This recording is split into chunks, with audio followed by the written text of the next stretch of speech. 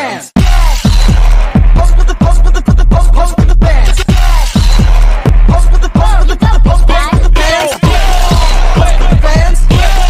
Halo teman-teman, Assalamualaikum warahmatullahi wabarakatuh. Di sini saya perwakilan dari kelompok 10. Kami akan membahas tentang motivasi dan kepemimpinan. Yuk simak dan dengarkan untuk penjelasannya. Pengertian motivasi. Motivasi adalah faktor pendorong yang berasal dari dalam diri manusia yang akan mempengaruhi cara bertindak seseorang.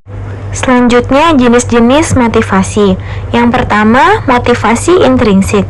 Motivasi intrinsik merupakan motivasi yang timbul dari dalam diri yang bersangkutan tanpa adanya rangsangan atau bantuan dari orang lain. Lalu ada motivasi ekstrinsik, di mana motivasi ini timbul karena adanya rangsangan atau bantuan dari orang lain. Lalu ada ciri-ciri motivasi, yaitu orang ini tekun dalam menghadapi tugas atau dapat bekerja secara terus-menerus dalam waktu yang lama. Yang kedua, orang ini tidak mudah bosan dan mereka juga rutin mengerjakan tugas-tugas yang ada. Lalu yang ketiga, orang ini ulet. Mereka ulet dalam menghadapi kesulitan dan tidak mudah putus asa. Lalu tidak cepat puas atas prestasi yang diperolehnya juga. Lalu selanjutnya, orang ini juga tidak mudah melepas apa yang diyakini. Lalu mereka juga senang mencari dan memecahkan suatu masalah. Yang terakhir, orang ini lebih suka bekerja sendirian dan tidak bergantung kepada orang lain. Baik, untuk pembahasan selanjutnya yaitu tentang unsur-unsur motivasi.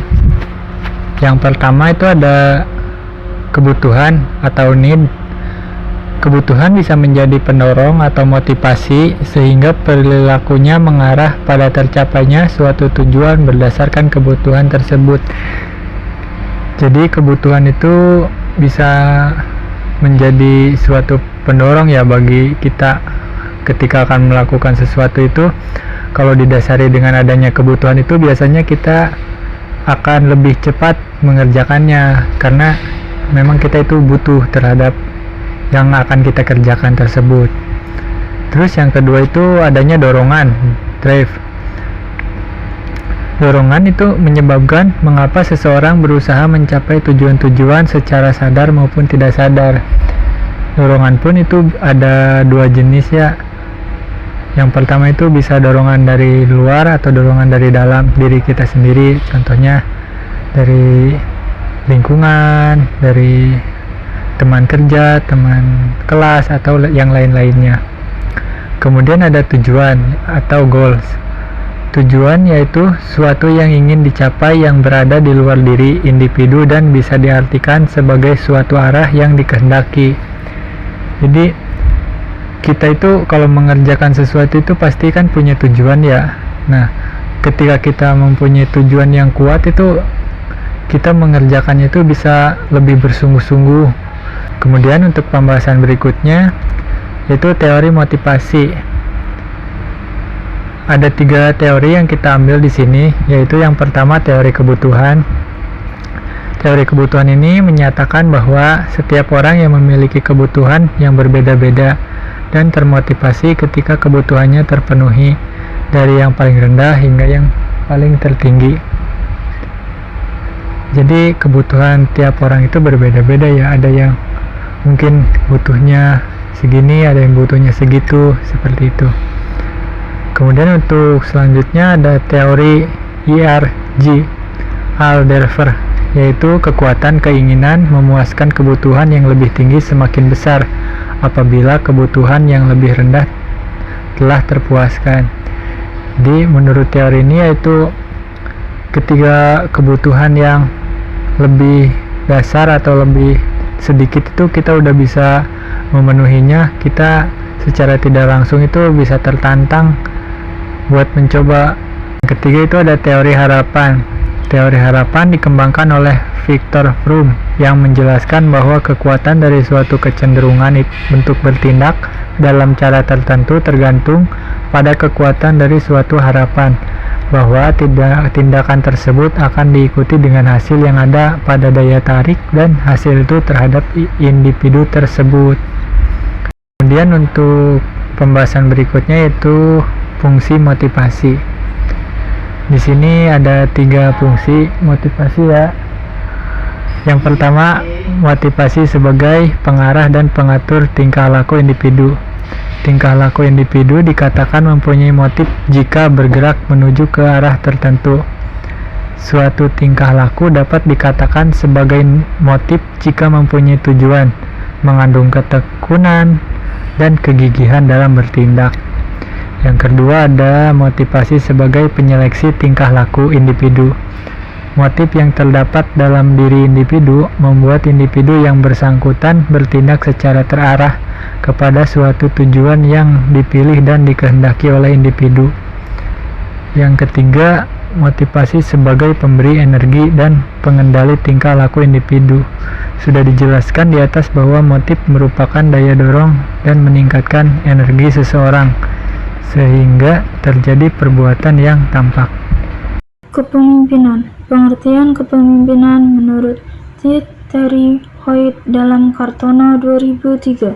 Kepemimpinan adalah kegiatan atau seni mempengaruhi orang lain agar mau bekerja sama yang didasarkan pada kemampuan orang tersebut untuk membimbing orang lain dalam mencapai tujuan-tujuan yang diinginkan kelompok. Selanjutnya, peranan kepemimpinan dibagi menjadi 3.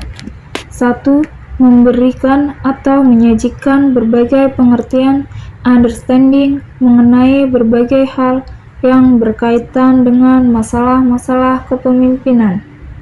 2.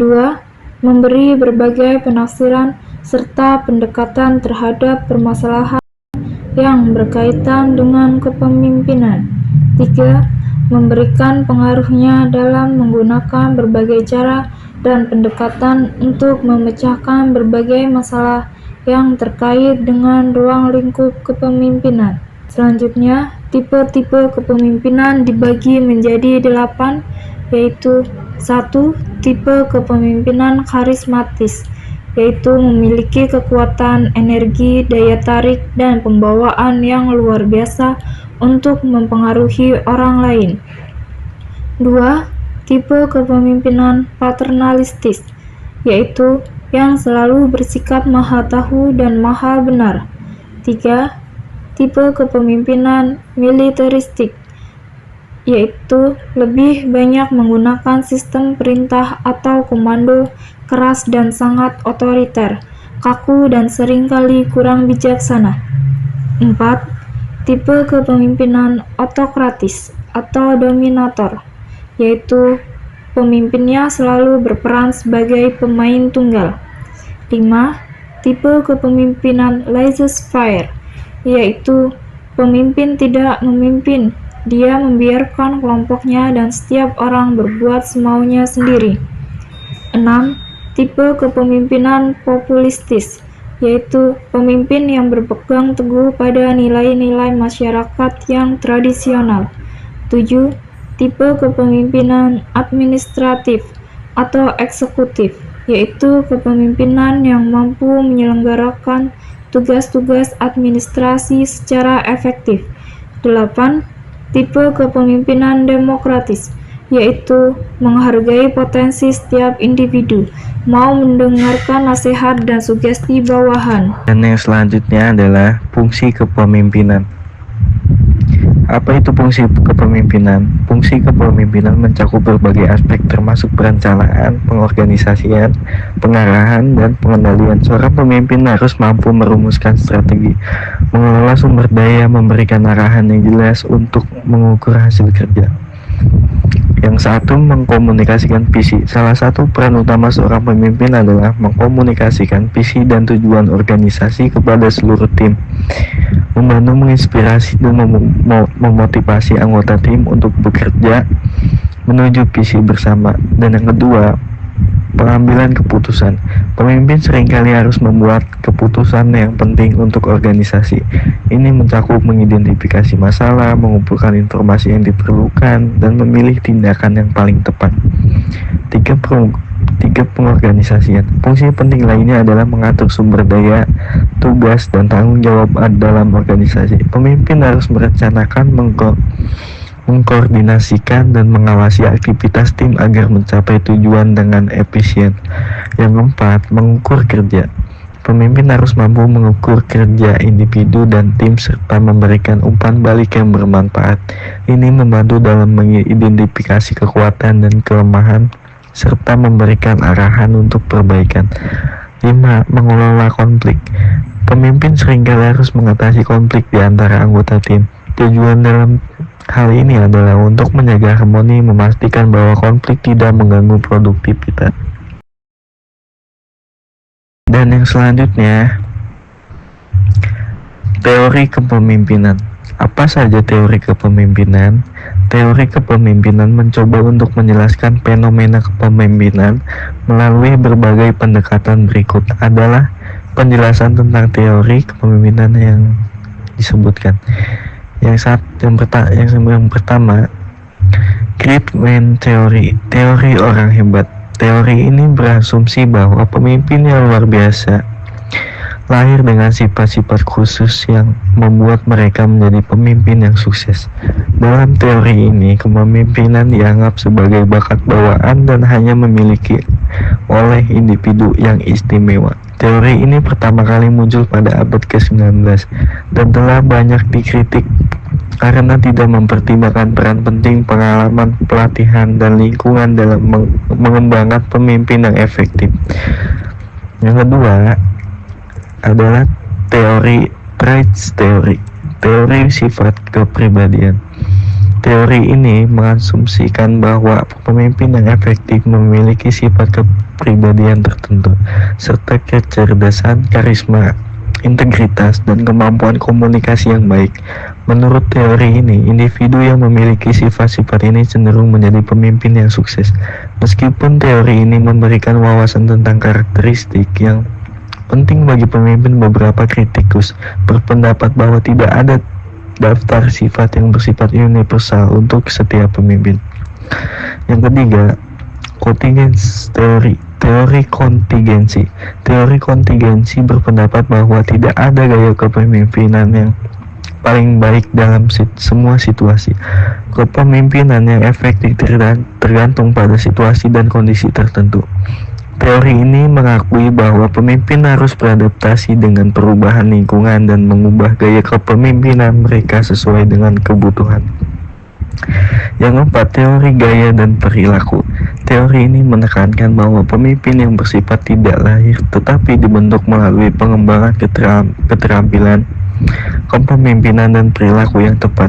Ini melibatkan fokus pada tindakan seorang pemimpin daripada sifat atau karakter bawaan. Teori ini menekankan bahwa pemimpin dapat belajar untuk menjadi lebih efektif melalui pelatihan dan pengalaman. Yang kelima, behavioral theories, teori perilaku. Teori ini menekankan bahwa kepemimpinan yang sukses tergantung pada perilaku yang dapat dipelajari daripada karakteristik mental atau fisik tertentu. Teori ini mendapat bahwa pemimpin yang efektif adalah mereka yang mengadopsi perilaku mendukung pencapaian tujuan organisasi. Perilaku ini dapat diajarkan, dipelajari, dan ditingkatkan melalui pengalaman dan pelatihan. Secara keseluruhan, teori kepemimpinan menciptakan dasar pemahaman yang beragam tentang apa yang membuat seseorang menjadi pemimpin yang efektif. Sementara beberapa teori lebih berfokus pada sifat atau karakteristik individu yang lain, menekankan adaptabilitas pemimpin dalam menghadapi berbagai situasi dan kondisi. Kombinasi elemen-elemen ini dapat membentuk pandangan yang lebih komprehensif tentang kepemimpinan yang sukses. Dan yang selanjutnya, tujuan kepemimpinan. Apa itu tujuan kepemimpinan? Tujuan utama kepemimpinan adalah mencapai visi dan tujuan organisasi.